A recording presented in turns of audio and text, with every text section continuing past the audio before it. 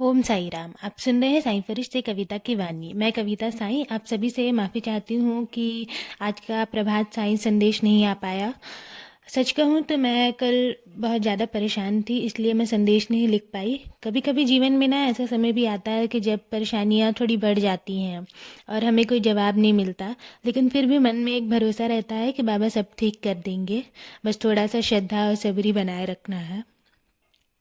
एक बात मैं आप सबसे दिल से साझा करना चाहती हूँ कि मैं 23 साल की हूँ और मुझे बाबा को मानते हुए 5-6 साल हो गए हैं, लेकिन आज तक मुझे शिरडी जाने का सौभाग्य नहीं मिला।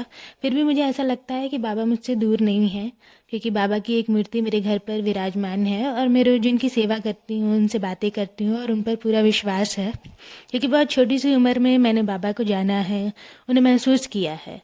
जो भी संदेश मैं लिखती हूँ मुझे ऐसा लगता है कि वो मेरी नहीं बाबा की इच्छा से ही लिखे जा रहे हैं, क्योंकि मुझ में इतनी क्षमता ही नहीं है कि मैं अपने आप इतने संदेश लिख पाऊँ।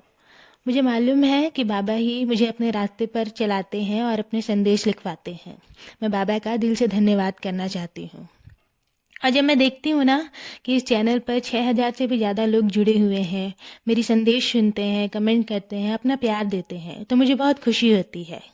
लगता है कि मेरी एक छोटी सी कोशिश लोगों तक पहुंच रही है, और मैं आप सबका दिल से धन्यवाद करना चाहती हूँ, क्योंकि आपके प्यार और साथ से ही मुझे हिम्मत मिलती है और मैं ये काम को करती हूँ। मुझे बहुत खुशी होती है और मेरी यही दुआ है आप सबसे कि बाबा की कृपा आप पर, आपके पूरे परिवार पर हमेशा ऐसी ही बनी रहे। आप सब खुश रहें, स्वस्थ रहे। यहाँ पे बाबा के प्यारे प्यारे भक्त हैं जो डेली मेरी वीडियोस पर कमेंट करते हैं, आप देख सकते हैं। मैं आप सबका बहुत बहुत धन्यवाद करना चाहती हूँ। ऐसे ही मेरा साथ देते रहिए ताकि बाबा का संदेश और भी लोगों तक पहुँच सके। आप सब पर बाबा की कृपा बनी रहे। चलिए शुरू करते हैं आज का रात्रि साईं संदेश। मैं बैठा हूँ तुम्हें सब कुछ देने के लिए मेरे बच्चे, तुम्हारे जीवन के हर सुख को लाने के लिए और तुम्हारे हर दुखों को कम करने के लिए। इसलिए चिंता मत करो, सब कुछ धीरे धीरे ठीक हो जाएगा। बस तुम अपने मन में श्रद्धा और सब्री बनाए रखो। एक बात हमेशा याद रखना मेरे बच्चे, जब जीवन में सब कुछ ठीक होने वाला होता है ना, तो उससे पहले कई बार बहुत कुछ बिगड़ता हुआ दिखाई देता है। तुम्हें ऐसा लगता है कि सब कुछ टूट जाएगा। कुछ परिस्थितियां तो ऐसी भी आती हैं जो तुम्हें अंदर से तोड़ देती हैं, लेकिन ऐसे समय में ना तुम्हें खुद को कमजोर नहीं पड़ने देना है। हमेशा ये बात याद रखना है कि मेरा हाथ हर पल तुम्हारे सिर पर है, मैं तुम्हारे साथ खड़ा हूँ, तुम अकेले नहीं हो।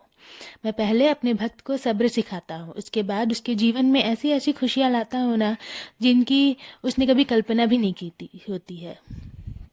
मुझे पता है मेरे बच्चे कि तुम्हें अपने हाथों की लकीरों से ज़्यादा मुझ पर भरोसा है, और सच ये भी है कि तुम्हारी लकीरें ना बहुत सुंदर है, क्योंकि उसमें तुम्हारा और मेरा साथ लिखा हुआ है। और जिसका हाथ मैंने थाम लिया ना, वो कभी अकेला नहीं रहता। कोई चाहे कितनी भी कोशिश कर ले, तुम्हें मुझसे अलग नहीं कर सकता।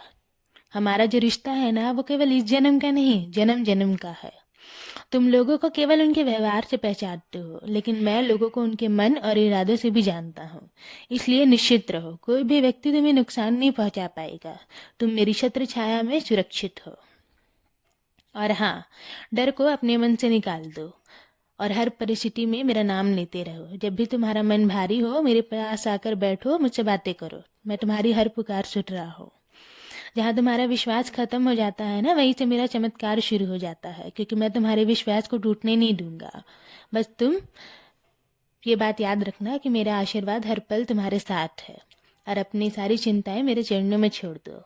अब अपने दिल को हल्का करो। मेरी कृपा सदैव तुम पर और तुम्हारे पूरे परिवार पर ऐसे ही बनी रहेगी।